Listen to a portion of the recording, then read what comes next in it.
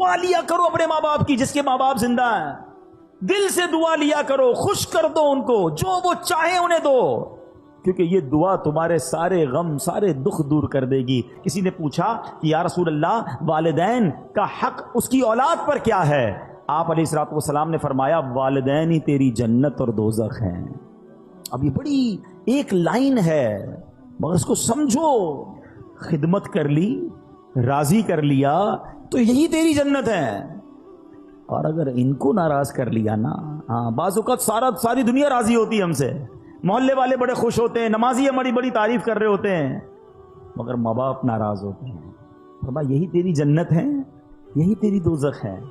اگر یہ ناراض ہو گئے نا تو پھر تباہی ہے، پھر بربادی ہے۔ اس کا مطلب یہ ہوا کہ پریورٹی کیا دینی ہے کہ ماں باپ راضی رہیں، ماں باپ خوش رہیں، اور سبحان اللہ جب وہ دعا دے دے نا، آئے ہائے واقعات تو اتنے ہیں دعا کے کہ ماں باپ کی دعا سے کون کہاں پہنچ گیا۔ اچھا ایک اور بات یاد رکھیے گا کہ دعا میں بھی جو ہے نا ایک یہ ہوتا ہے کہ ہم کہتے ہیں امی دعا کر دیں، ابو دعا کر دیں، اچھی بات ہے، مزہ پتہ ہے کیا ہے؟ میں کہوں نا، میں خدمت ایسی کروں کہ ان کے دل سے دعا نکلے، ہاں وہ جو اثر رکھتی ہے نا، ایمان تازہ ہو جائے گا۔ سنو ایک واقعہ، ایک گناہگار نوجوان کا انتقال ہوا، اس کو کسی نے خواب میں جنت میں حاجیوں کے ساتھ ٹہلتے دیکھا۔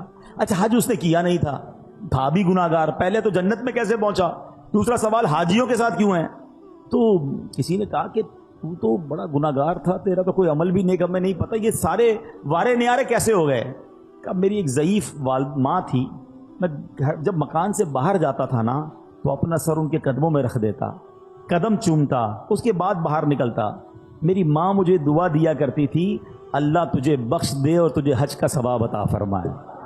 ہائے ہائے، کہتا ہے اللہ نے میری ماں کی دعا قبول کر لی، مجھے بخش بھی دیا اور مجھے حاجیوں کے ساتھ بھی کر دیا۔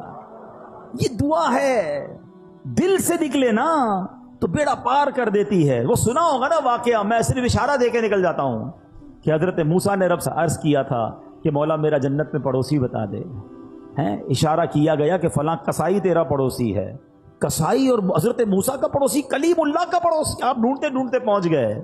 ڈیٹیل کیا ملی کہ ماں کی جب خدمت کرتا تھا، والد کی جو خدمت کرتا تھا تو وہ دعا دیتے تھے کہ یا اللہ میرے بچے کو جنت میں موسیٰ کا پڑوسی بنا دینا۔ اللہ نے وہ دعا قبول فرما لی اور کلیم اللہ کا پڑوسی بنا دیا۔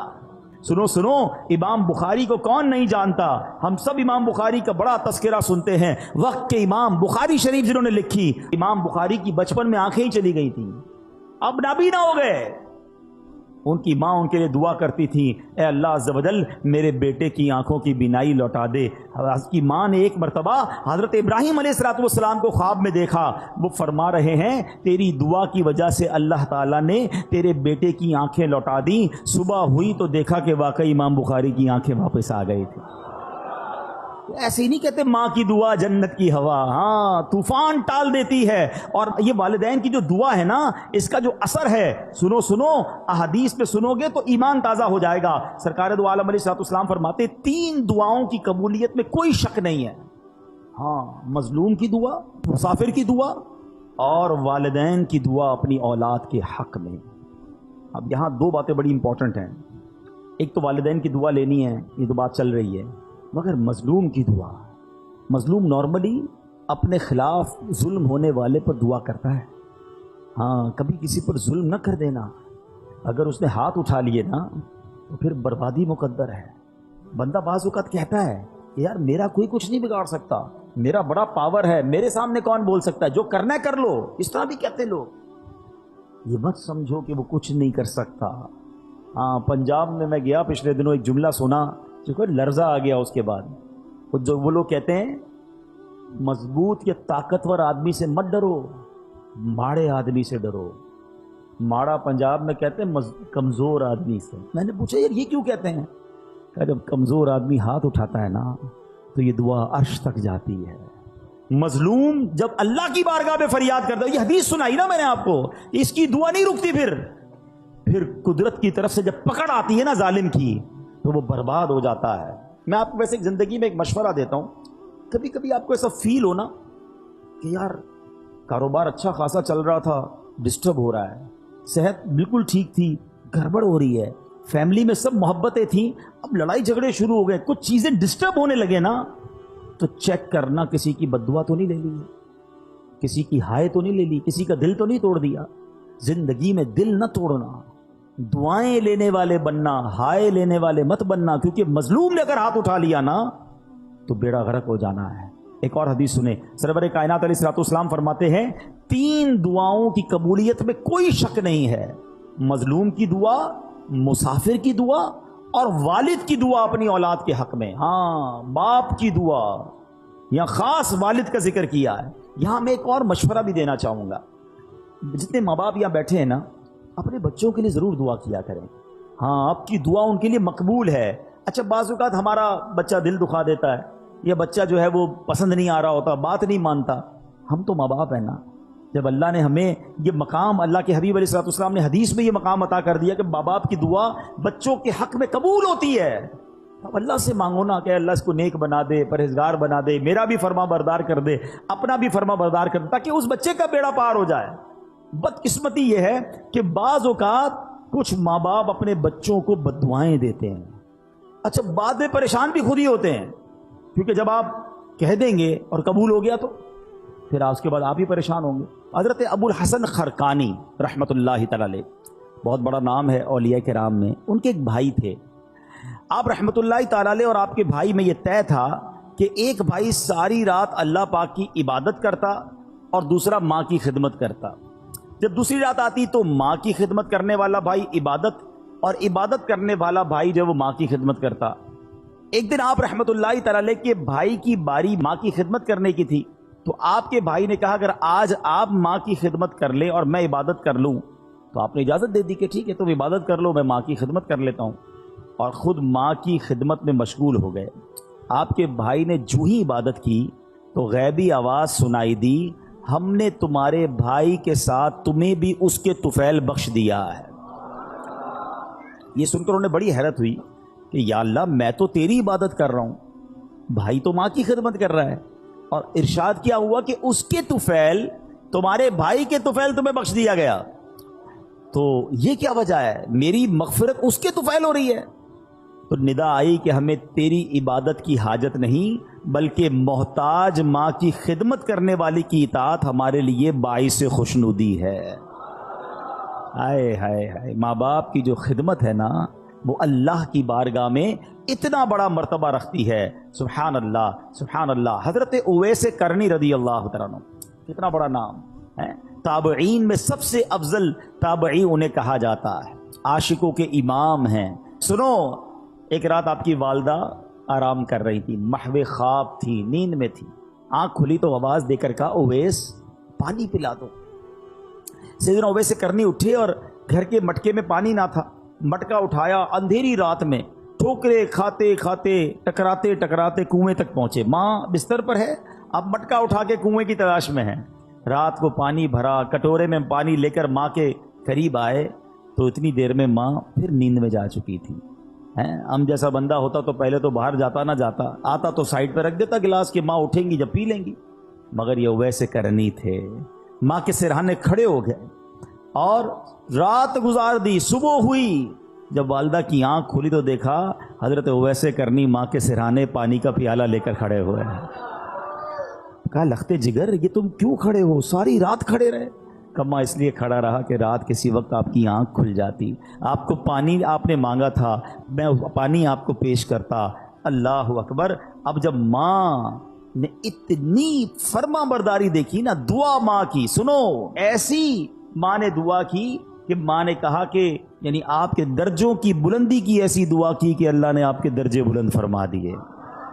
हाय हाय हाय, देखो ना हज़रत उवैस करनी का फिर नाम कैसा हो गया। एक और बड़ा नाम हज़रत बायज़ीद बिस्तामी रहमतुल्लाहि ताला अलैह। ये बड़े बड़े नाम वालों का अंदाज देखो अपने माँ बाप के साथ कैसा था। उनके साथ क्या हुआ कि एक रात इसी तरह वालदा ने पानी मांगा, पानी लेकर आए, वालदा को नींद आ गई। अच्छा, ये बड़ी ठंडी रात थी, सर्दियों की रात थी। कहते माँ के सिराने प्याला लेकर खड़ा हो गया, लेकिन हुआ ये कि पानी जो है मेरे हाथ पर जो गिरा था वो हाथ पर पानी जम गया, यानी इतनी ठंड थी। माँ की आंख खुली, कहा ए बायज़ीद क्यों खड़े हो? کہ ماں آپ کو پانی پیش کرنا تھا، جب پیالہ اپنے ہاتھ سے الگ کیا تھوڑی سی خال بھی اکھڑ گئی، تھوڑا سا خون بھی بہنے لگا کیونکہ پانی برف بن چکا تھا۔ اللہ اکبر، ماں نے بڑی دعاؤں سے نوازا۔ اسی طرح ایک رات والدہ نے ان کو حکم دیا کہ دروازے کا ایک پٹ کھول دو، لیکن رات بھر میں اس پریشانی میں کھڑا رہا کہ دایاں دروازہ کھولوں یا بایاں دروازہ کھولوں، کیونکہ اگر ان کی مرضی کے بغیر میں نے کھول دیا تو کہیں حکم عدولی نہ ہو جائے۔ ایک مرتبہ بایزید بستامی کی والدہ محترمہ نے آپ کو مکتب بھیجا، سورہ لقمان پڑھتے پڑھتے جب اس آیت پر پہنچے، انشکر لی ولی والدیک، اللہ اکبر، اس کا معنی پتہ کیا ہے؟ اس کا معنی بنتا ہے یہ کہ حق مان میرا اور اپنے ماں باپ کا۔ تو کہتے ہیں جب وہ آیت پڑھی تو استاد صاحب سے کہتے ہیں کہ میں ذرا والدہ سے ملنے جانا چاہتا ہوں، ڈیورنگ کلاس درجہ لگا ہوا ہے، آیت پڑھی، ترجمہ پڑھا کہ ماں کے پاس جانا ہے، درجہ چھوڑ کر ماں کے پاس آ گئے۔ اب ماں پوچھتی ہے کہ بیٹا کیوں آئے ہو؟ تو آپ کہتے ہیں کہ ماں میں نے آج قرآن پاک میں پڑھا ہے کہ ماں باپ کا حق پورا کرنا ہے، تو میری عرض یہ ہے کہ دو جگہوں پر میں خدمت نہیں کر سکتا، یا تو مجھے اللہ عز و جل سے ہمیشہ کے لیے مانگ لیجئے، اپنی خدمت میں رکھ لیں، یا اللہ کے حوالے کر دو تاکہ اس کی عبادت میں لگا رہوں۔ ماں نے فرمایا بیٹا میں تجھے اللہ عز و جل کی بارگاہ کے لیے آزاد کرتی ہوں، اپنا فرض بھی تجھے معاف کرتی ہوں، جا رب کی عبادت میں مصروف ہو جا۔ یہ ماں کی خدمت تھی جس نے حضرت بایزید کو بایزید بستامی بنا دیا، اور وہ ماں بھی کیسی تھی جس نے اپنے حق معاف کیے اور بیٹے کو دین کے لیے وقف کر دیا۔ غوث اعظم رضی اللہ تعالیٰ عنہ، پیران پیر شیخ عبد القادر جیلانی بھی تو جیلان سے بغداد جانا چاہتے تھے، ماں سے کہا کہ ماں میں نے علم دین سیکھنے کے لیے بغداد جانا ہے۔ اچھا یہ آج کل جو ٹریول ہے نا، اب تو ٹریول بہت آسان ہے، بندہ صبح کہیں ہوتا ہے شام کہیں ہوتا ہے، پہلے ایسا نہیں ہوتا تھا، پہلے ٹریول بڑا مشکل، بیچ میں بڑا جناب ڈاکو آتے تھے، گھاٹیاں آتی تھیں، بلکہ آپ زیادہ دور نہ جائیں۔ اب یہاں جو بزرگ بیٹھے ان سے پوچھیں 1950-60 میں جو لوگ حج پہ جاتے تھے 5-5 6-6 مہینے کا سفر ہوتا تھا، گاڑیوں میں جاتے تھے، بسوں میں، پاکستان سے بس جاتی تھی حج کے لیے، اور جناب کئی لوگ تو واپس ہی نہیں آ پاتے تھے کیونکہ اتنے مشکل راستے، بیمار ہو جاتے تھے، وہ فیسلٹیز نہیں تھی۔ یہ تو میں آپ کو 50 سال پرانی 70 سال پرانی بات بتا رہا ہوں، صدیوں پرانا سفر کیسا ہوتا ہوگا۔ غوث پاک کی ماں نے آپ کو کیا کہا کہ بیٹا ٹھیک ہے اب جاؤ، اب ہماری محشر میں ملاقات ہوگی۔ ماں نے ان کا حق معاف کر دیا کہ میری خدمت نہ کرو، دین کی خدمت کرو۔ کیسے ماں باپ تھے، اور پھر کیا نصیحت کی تھی کہ بیٹا ہر حال میں سچ بولنا۔ وہ واقعہ یاد ہے نا کہ جب ڈاکوؤں نے آپ کو پکڑا اور آپ نے اپنا مال بتا دیا، اور کیوں بتایا کہ ماں سے وعدہ کیا ہے ہر حال میں سچ بولنا، مال جاتا ہے تو چلا جائے۔ وہ ڈاکوؤں کا سردار رونے لگا کہ تم ماں سے کیے ہوئے وعدے کو پورا کر رہے ہو، میں بھی اپنے ویب سے کتنے وعدے کیے، میں کیوں پورے نہیں کرتا؟ پورے ڈاکوؤں نے توبہ کر لی اور مال بھی واپس لوٹا دیا۔ مگر یہ ماں باپ کی خدمتیں تھیں، یہ ماں باپ کی دعائیں تھیں۔ میں تحدیث نعمت کے لیے اپنے والدین کی ایک بات یہاں عرض کر دیتا ہوں، شاید اور والدین کو اس میں ترغیب ملے کہ الحمدللہ میرے دونوں یعنی امی ابو دونوں نے مجھے بہت پہلے کہہ دیا تھا کہ ہم نے آپ کو اپنا حق معاف کر دیا ہے، آپ جائیے دین کا کام کیجئے، کیونکہ میں بہت زیادہ ان کے پاس نہیں بیٹھ پاتا تھا، ٹریول کافی ہوتا تھا، سفر کافی ہوتا تھا، لیکن میں کبھی کبھی ان سے کہتا تھا کہ میں آپ کی اتنی خدمت نہیں کر پاتا، تو انہوں نے یہی کہا کہ ہم نے آپ کو اپنا حق معاف کیا، آپ دین کی خدمت کیجئے۔ تو اے میرے پیارے اسلامی بھائیوں، جہاں بچوں کو یہ حکم دیا جا رہا ہے کہ والدین کا ادب کریں، ان کی دعائیں لیں، لیکن اگر ماں باپ دیکھیں نا کہ بیٹا اگر دین کی طرف جا رہا ہے، اگر دین کا بڑا کام کر رہا ہے تو انہیں سپورٹ کرنا چاہیے۔ ہم نے ایسا بھی دیکھا کہ کوئی بچہ عالم بننا چاہتا ہے، حافظ بننا چاہتا ہے، دین کا کام کرنا چاہتا ہے، والدین اس کا الٹا دل توڑ رہے ہوتے ہیں، سختی کر رہے ہوتے ہیں، نہیں نہیں تمہیں دیندار نہیں بننا ہے۔ اور ہم نے دیکھا کہ ایسے والدین آگے جا کر سر پکڑ کر بیٹھے ہوتے ہیں، کیونکہ جب بچے کو دین سے آپ روکتے ہیں تو وہ دنیا میں ایسے غرق ہو جاتا ہے کہ بعض اوقات بری لائن میں پڑ جاتا ہے، غلط کاموں میں پڑ جاتا ہے، اور ماں باپ اس کے بعد سر پکڑ کے رو رہے ہوتے، دیندار بننا چاہتا تھا، میں نے دیندار نہ بنایا۔ دیکھو دیندار اور دنیا دار کی مثال سمجھ لو، یہ میں سب کے لیے نہیں کہتا مگر میجورٹی ایسا ہوتا ہے، ایک بار پھر ریپیٹ کر رہا ہوں، سب کو یہ لاگو نہیں ہوتا ہے مگر اکثریت پر یہ ضرور لاگو ہوتا ہے کہ جب بھی بچہ دنیا میں ترقی کرتا ہے نا، دنیا کو کوئی بڑا افسر بن جائے، دنیا میں جناب کوئی بڑی ڈگری لے لے، دنیا میں کوئی بڑا مقام لے لے، تو بعض اوقات ماں باپ ڈرتے ہیں کہ بچے کو کوئی بات بری نہ لگ جائے. بات کرتے میں ماں باپ کو ڈر لگ رہا ہوتا کیونکہ بڑا افسر بن گیا, بڑا سیٹھ بن گیا, بڑا جناب جاگیردار بن گیا, اس نے بڑی ڈگریاں لے لی ہیں. یہ ہے دنیا دار کی ترقی کا نتیجہ. اور اگر بیٹا دین میں ترقی کر جائے نا, عالم بن جائے, مفتی بن جائے, دین کا مبلغ بن جائے, تو اکثریت یہ ہوتی ہے کہ بچہ ڈرتا ہے کہ ماں باپ کو برا نہ لگ جائے. فرق ہے نا. وہ اتنا بڑا مفتی بھی ہوگا کیونکہ اس نے قرآن پڑھا ہے, اس نے حدیث پڑھی ہے کہ ماں باپ راضی ہیں تو رب راضی ہے, ماں باپ ناراض ہیں تو رب بھی ناراض ہو جائے گا. ماں باپ اگر بددعا دے دیں تو اس میں کیا بیڑا غرق ہو جاتا ہے.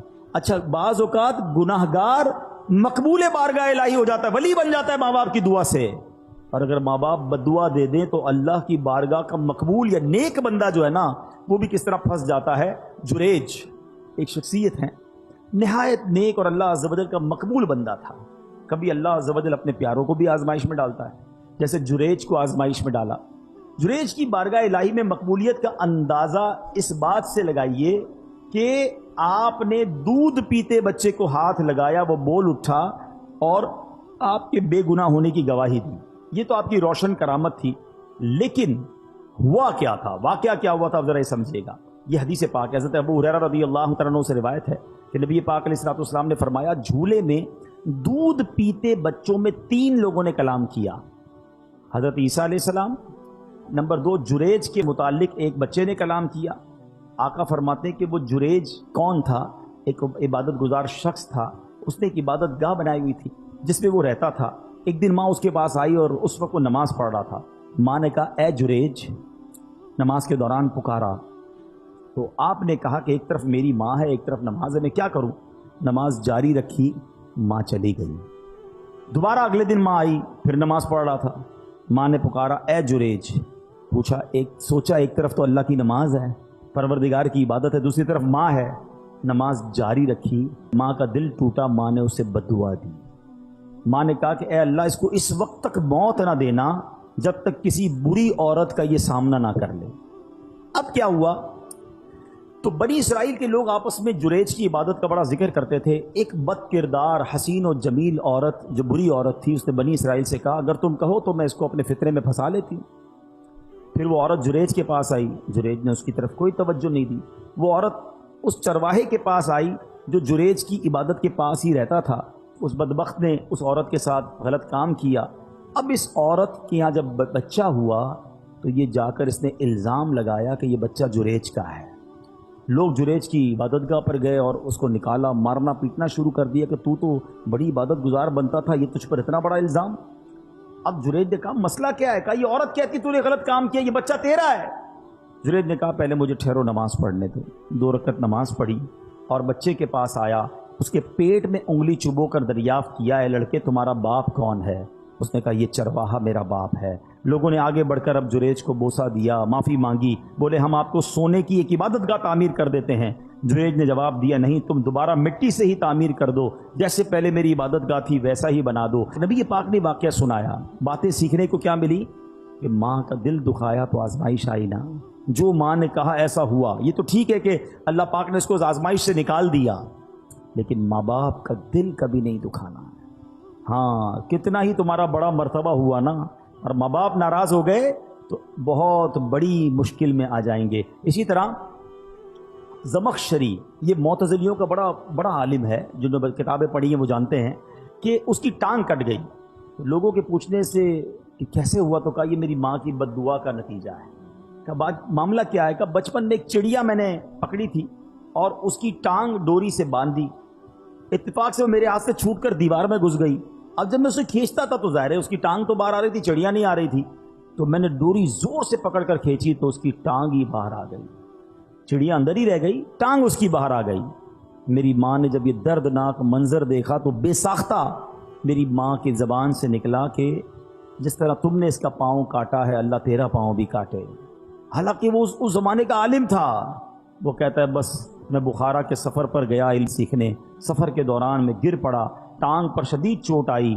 ٹانگ کا زخم ایسا بگڑا کہ آخر مجھے اپنی ٹانگ کٹوانا ہی پڑی. یاد رکھنا, امام بخاری کی آنکھیں آ گئی ماں کی دعا سے, اور زمخشری کی ٹانگ چلی گئی ماں کی بد دعا سے. یہ سمجھنا ہے ماں باپ کی دعا کمال کا کام ہے، لیکن کبھی ان کا دل مت دکھانا. ایک شخص کے بارے میں آتا ہے کہ ماں نے آواز دی، اسے جواب نہیں دیا، ماں نے کہا تو گونگا ہو جائے، تو وہ گونگا ہو گیا. اچھا یہاں اب میں واپس اسی پوائنٹ کی طرف آؤں گا. ہم ماں باپ، جو مجھے ماں باپ سن رہے ہیں، بچوں کو میں الگ سمجھا رہا ہوں، لیکن ماں باپ سے میری عرض یہ کہ کبھی بھی بچہ دل دکھائے نا، بد دعا مت دینا. کیا پتا وہ قبولیت کی گھڑی ہو، کیا پتا وہ قبولیت کا وقت ہو اور آپ کی زبان سے نکلے اور وہی کام آپ کے بیٹے کے ساتھ ہو جائے. وہ عورتیں ہماری بہت زیادہ، تجھے کیڑے پڑے، تو برباد ہو جائے، تو خوش نہ ہو، بعد میں آپ کو ہی تکلیف ہوگی جب بچے کو کچھ ہو گیا تو بد دعا نہ دیں. اور بچوں سے گزارش یہ ہے کہ اپنے ماں باپ کی خوب خدمت کریں، ان کی دعائیں لیں، کیونکہ ماں باپ کی دعا تمہارے سارے غم دور کر دے گی. لوگ بعض اوقات بہت سارے لوگوں کے پاس دعا کے لیے جاتے ہیں، اگر واقعی تمہارے پاس ماں باپ ہے نا، ارے انہی کی قدموں میں بیٹھ جاؤ، انہوں نے ہاتھ اٹھا دیے، طوفان ٹل جائیں گے، مشکلیں آسان ہو جائیں گی. اب آخر میں پیارے اسلامی بھائیوں، اپنے بیان کے اختتام میں ان لوگوں سے کچھ بات کر لیتا ہوں کہ جن کے ماں باپ چلے گئے. اب مسئلہ یہ، ماں باپ تو چلے گئے، اب تو دعا تو لے نہیں سکتے.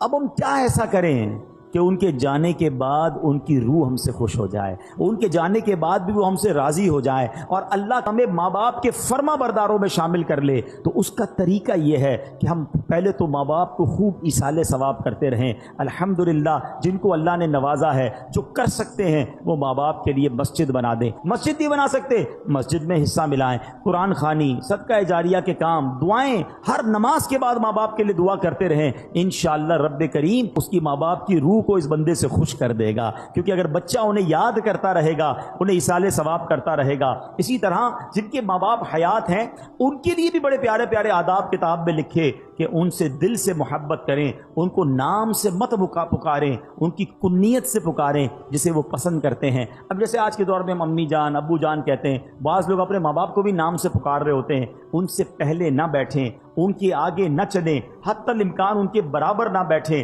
اگر وہ تشریف لائیں تو ان کے استقبال کے لیے تعظیماً کھڑے ہو جائیں، ان کو عزت کی جگہ بٹھائیں، ان کے لیے اپنی چادر بچھا دیں، چہرے کی بشاشت اور خندہ پیشانی کے ساتھ، محبت کے ساتھ ان کا استقبال کریں. اپنی بات احسن انداز میں کریں، اگر نہ مانے تو خاموش ہو جائیں، ضد نہ کریں، ناراض ہوئے بغیر ان کی بات قبول کریں، ان سے نرمی سے بات کریں. ہاں یہ بہت بڑا پرابلم ہے.